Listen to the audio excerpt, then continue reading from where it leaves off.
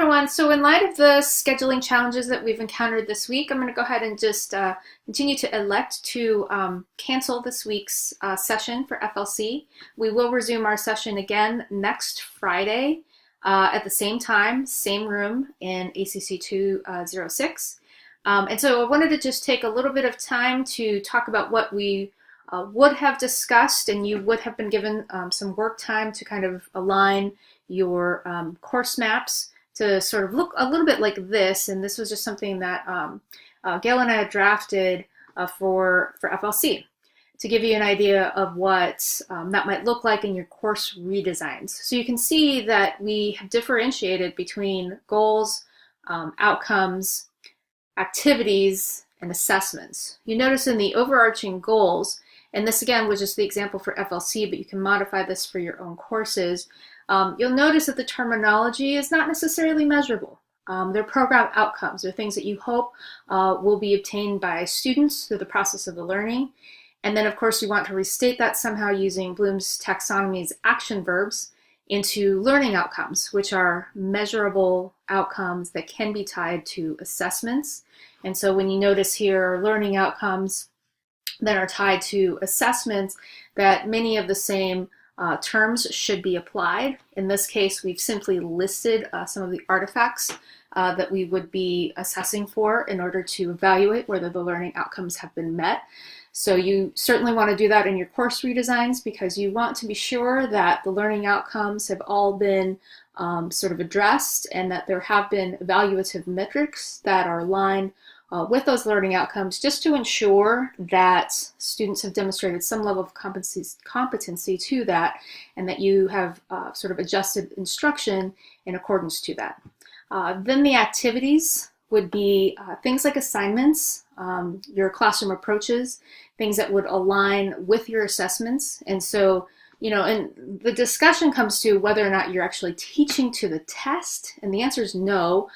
You're teaching in a way in which you're supporting students in being able to achieve the learning outcomes because you are allowing them to prepare for those assessments in ways that are equivalent to what it is that the assessment is asking for. So you'll notice in these activities, it sort of talks about how it is that all of these three then are aligned. And so when we talk about alignments in our courses, again, we go back to the course design triangle, in which your student learning outcomes, your SLOs, are aligned with your learning activities and teaching strategies, which are all aligned back to assessments. Because again, when we're talking about outcomes, we want to see results. We want to see how it is that student data compares to our teaching strategies and to assignments, and to be able to determine the best course of action in order to remediate our students. So I'm going to go into the FLC portal here, and to be able to locate this course alignment feedback session, you're going to go into your Module 1 Course Design Triangle and Course Redesign section. It'll be Module 1 Session 3, which we are currently in now, which is Evidences of Learning and Aligning Assessments with Course Outcomes to Promote Equity.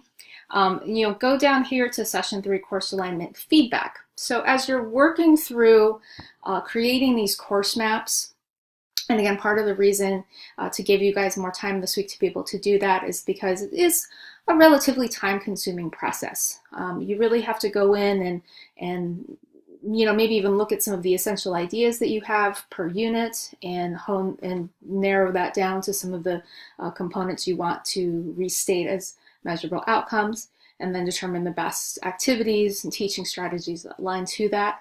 But as you're working on it, and you'll have some time today to be able to do that, you can go ahead and upload that here in the course alignment feedback session. And when I see that, I'll be able to provide you feedback, and Gail will be able to do that as well. Now, in preparation for next week, so I'm going to go back here to my Module 1 Course Design Triangle and Course Redesign. And you'll notice in Module 1 Session 4, Other Considerations Regarding Course Design. So this is one of those faculty choice session topics. So when you click into this section, and again, you're going to have some time to sort of think about this both this week in preparation for next. I would request that you have these responses sort of submitted to me sometime before the weekend, that would be great. And this way we can sort of begin to prepare for next week's session. But you'll notice here at the very top, session 4, topic survey.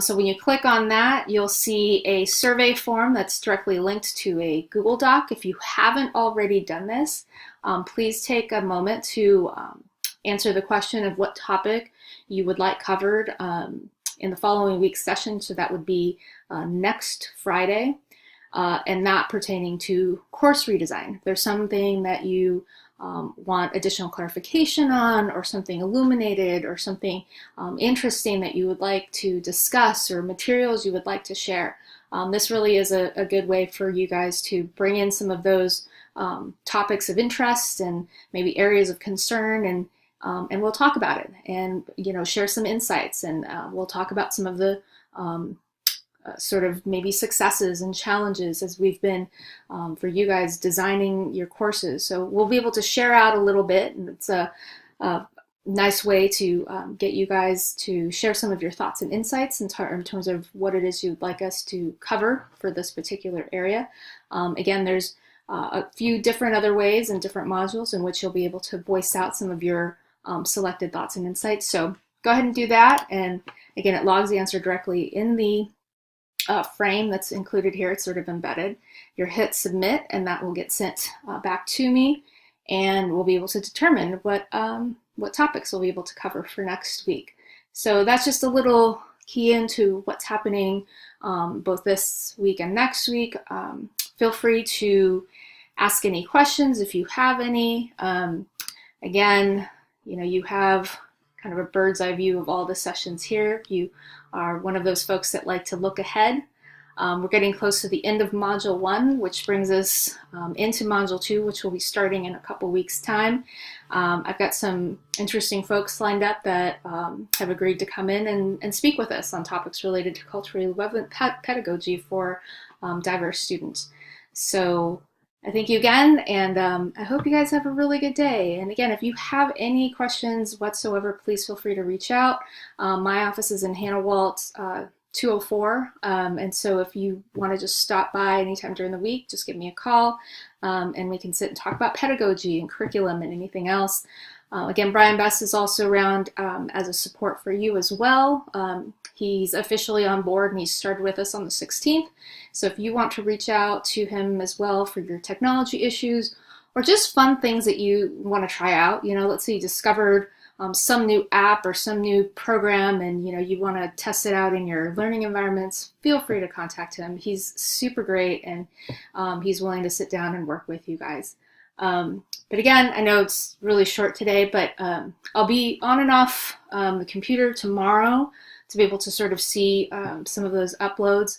But otherwise, we'll connect again, and I will see all of you guys in person next Friday. So have a good day. Bye.